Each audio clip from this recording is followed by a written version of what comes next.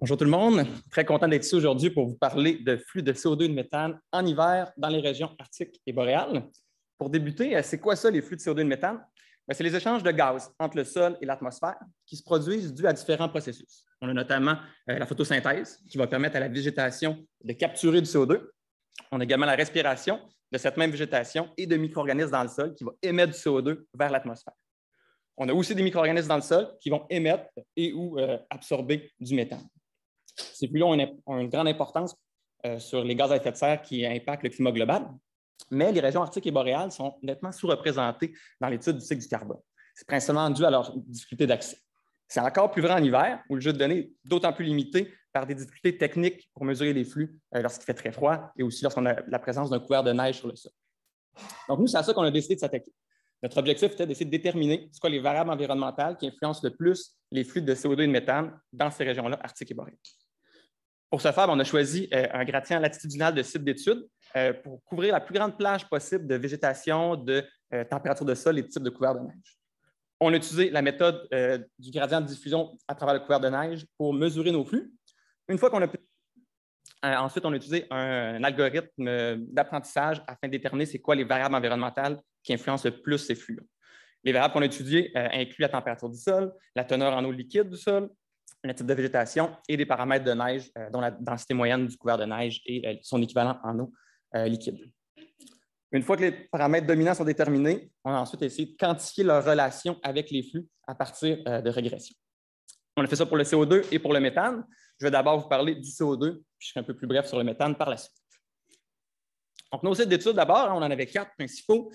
Donc, partant du sud vers le nord, on a d'abord la forêt Montmorency, une forêt constituée de sapins-baumiers de type boréal. Donc, c'est notre site le plus au sud. Plus haut, à Inuvik, dans les territoires du nord-ouest, on avait 2 sites d'études, très près l'un de l'autre, distants d'environ une centaine de kilomètres. Un qui est juste au-dessus de la limite des arbres et l'autre juste en dessous. Ça nous a permis d'avoir accès à un paquet de types de végétation très différentes. Et finalement, le site le plus au nord, c'est le site de Cambridge Bay, situé dans une toundra de mousse et de lichen avec une végétation très, très minimale.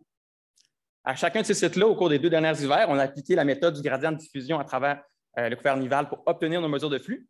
Cette méthode-là se base sur le fait que la neige agit comme une couche poreuse entre le sol et l'atmosphère durant l'hiver.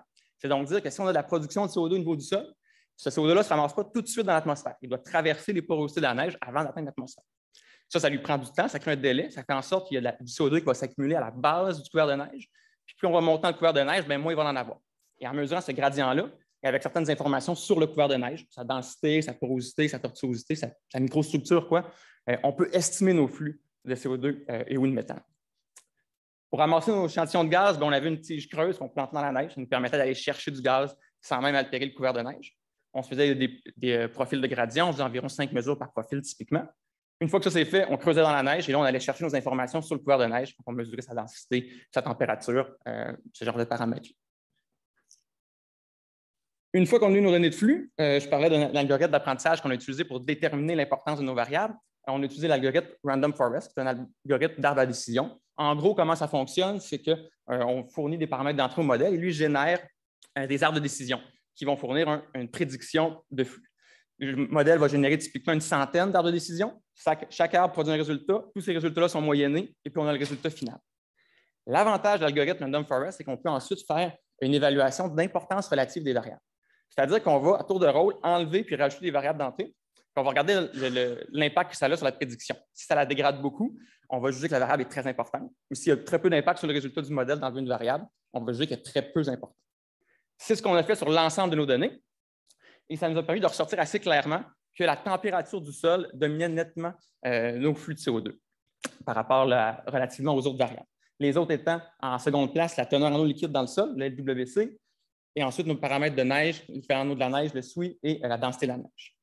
Un peu surprenant, le type de végétation est sorti comme un prédicteur très peu important dans notre modèle. Je reviendrai un peu plus tard pourquoi c'est le cas.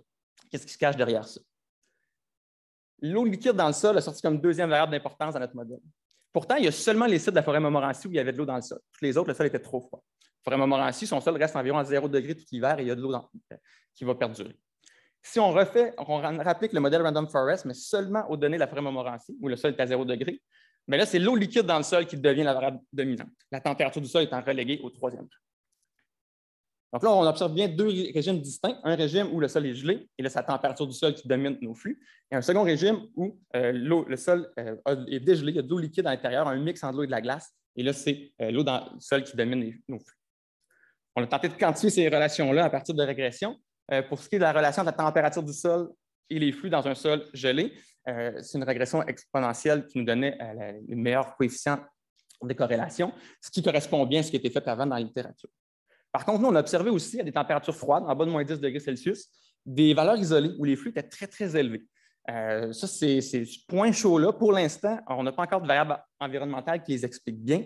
Notre hypothèse présentement qu'on explore, c'est que ce serait peut-être relié à la biochimie du sol, c'est-à-dire le type d'organisme vivant dans le sol et également la quantité et qualité du carbone disponible pour la décomposition.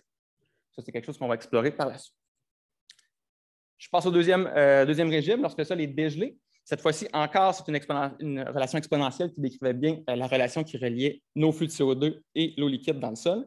Cette fois-ci, on a une corrélation très, très forte, supérieure à 0,9. On était très contents de voir ça parce que c'était du meilleur de notre connaissance, la première fois que ce phénomène-là était montré clairement, cette relation-là entre l'eau liquide dans le sol et les flux. Je parle un peu de végétation pour terminer.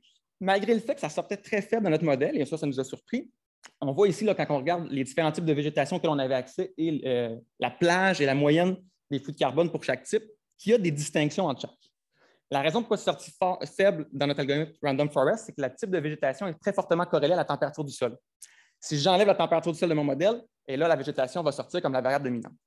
Par contre, ça va nettement dégrader mes prédictions. C'est donc dire, on en conclut qu'on peut utiliser la végétation comme proxy pour la température du sol dans le but de prédire les flux de CO2. Mais si on a accès à la température du sol, c'est une variable qui va nous donner des flux nettement plus précis. Je quitte le CO2 pour parler un peu de méthane. Pour le méthane, on avait 5 sites, donc les 4 du haut, c'est les 4 mêmes que pour le CO2, mais on en a un 5e dans une tourbière boréale en Finlande.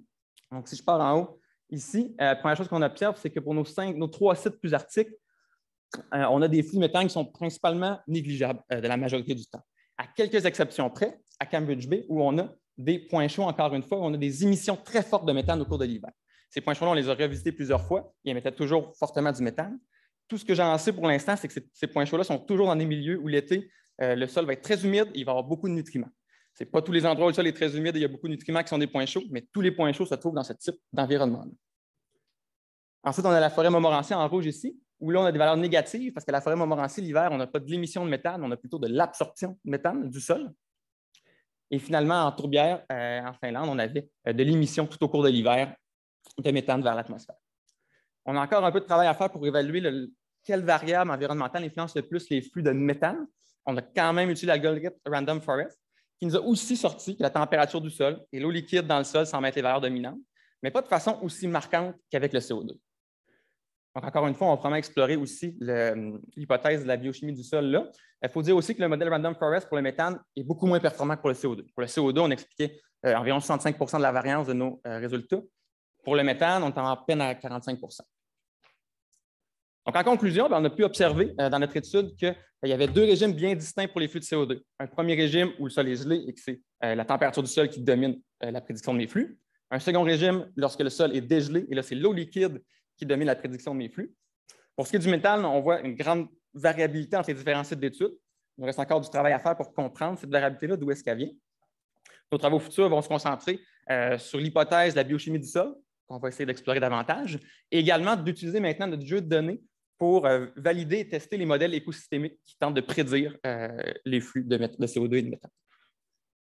Et voilà, je vous remercie beaucoup de votre attention. J'aurais beaucoup de partenaires à remercier parce qu'on a fait un paquet de campagnes terrain. Je ne passerai pas trop de temps là-dessus, mais je tiens quand même à remercier nos partenaires locaux, d'Inuvik et Cambridge Bay, qui nous ont grandement épaulés dans la prise de mesure et qui ont aussi participé, contribué à la prise de mesure. Sans eux, ça aurait été très difficile de réaliser ce projet-là. Merci.